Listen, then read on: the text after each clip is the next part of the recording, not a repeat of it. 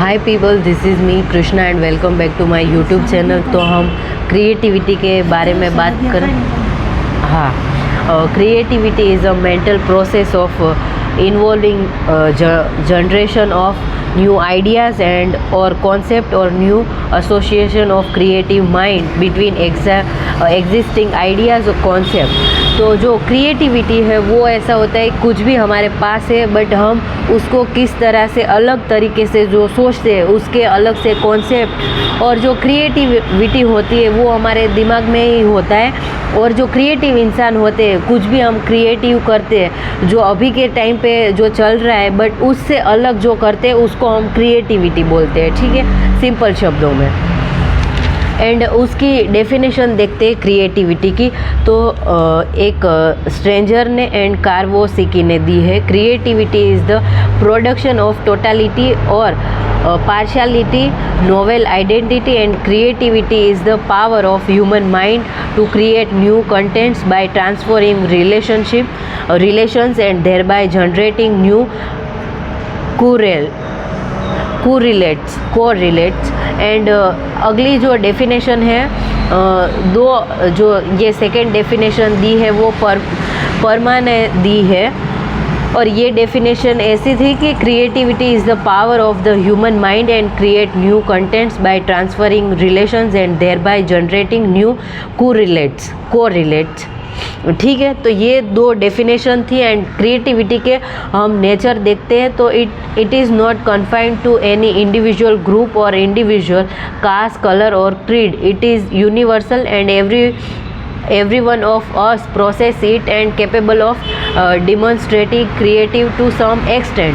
तो ये जो क्रिएटिविटी है वो कोई कास्ट, क्रीड या कोई भी जेंडर के बेस नहीं है। क्रिएटिविटी है वो अपने हमारे मन के खुद के विचार है, वो किसी में भी आ सकती है। वो गांव का लड़का लड़की हो, कोई पढ़ा लिखा हो, कोई अनपढ़ हो, वो भी कर सकता है। तो वो कोई भी जाति का हो, कोई धर्म का हो, उसका कोई लेना देना नहीं है, क्योंकि ये हमारा माइंड है वो सबके पास एक है। बट जो क्रिएटिविटी है वो किसी एक के पास और बहुत कम लोगों के पास होती है, कि जो हमारे कंफर्ट जोन से आगे सोचना, और ये ऐसी सोच जो प्रतिभाशाली लोग होते हैं उनके पास ही होते हैं, वो क्रिएटिव लोग होते हैं। वो फिर कुछ भी कोई भी इंडस्ट्री में हो, फिल्म इंडस्ट्री में हो, लेखन में हो, डांसिंग में हो, या कोई भी जो फील्ड हो, एजुकेशन की फील्ड हो, कुछ भी हो, उसमें जो आगे हो और उनके कुछ भी जो अभी चल रहा है और उसके बियॉन्ड जो आइडियाज़ है उसको क्रिएटिविटी बोलते हैं, ठीक है। And it produce something new और नोवेल, न्यू एंड नोवेल, ठीक है। And it has a wide scope which is not restricted by any limits or boundary or scientific invention or production of work, and it covers the multifarious human aspect like writing stories, composition of poems, performance in the field of dance, music and so on।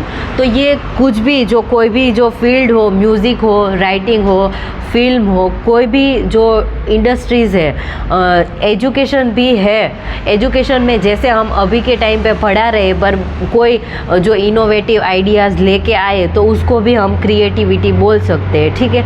तो ये creativity काफ़ी simple और easy topic है। तो यहाँ पे मैं ये वीडियो एंड करती हूँ, और आगे का जो टॉपिक है वो मेरा काफ़ी फेवरेट टॉपिक रहेगा, क्योंकि इसमें theories of learning and principles है। तो इसमें जो थॉर्नडाइक ने, पावलोव ने जो थियरी दी और जो साइंटिफिक जो प्रूवन है वो थियरी के बारे में हम बात करेंगे।